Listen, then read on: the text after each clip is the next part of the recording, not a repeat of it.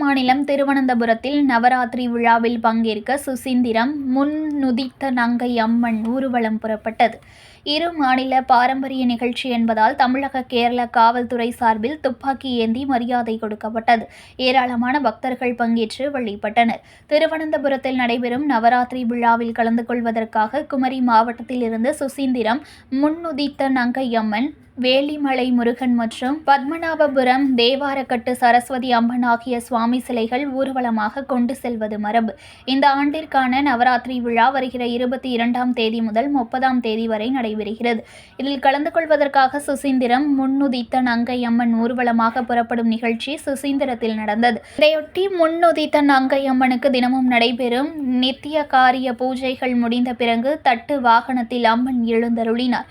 தொடர்ந்து சிறப்பு தீபாராதனை நடந்தது. இதில் கன்னியாகுமரி பாராளுமன்ற உறுப்பினர் விஜய் வசந்த், கன்னியாகுமரி தொகுதி சட்டமன்ற உறுப்பினர் தளவாய் சுந்தரம், நாகர்கோவில் தொகுதி சட்டமன்ற உறுப்பினர் எம்.ஆர். காந்தி உள்ளிட்டோர் கலந்து கொண்டனர். கோவிலில் இருந்து சுவாமி சிலைகள் வெளியே வரும்போது தமிழக கேரள போலீசார் துப்பாக்கி ஏந்தி நின்று அணிவகுப்பு மரியாதை செலுத்தினர். சுசீந்திரம் தானுமாலய சுவாமி கோவில் முன்பு முன்னுதித்த நங்கை அம்மனுக்கு பக்தர்கள் மலர் தூவி மரியாதை செலுத்தினர். பின்னர் 4 ரத வீதிகளிலும் அம்மன் வீதி உலா ஊர்வலமாக புறப்பட்டது. இதனை காண ஏராளமான பக்தர்கள் கூடியிருந்தனர்.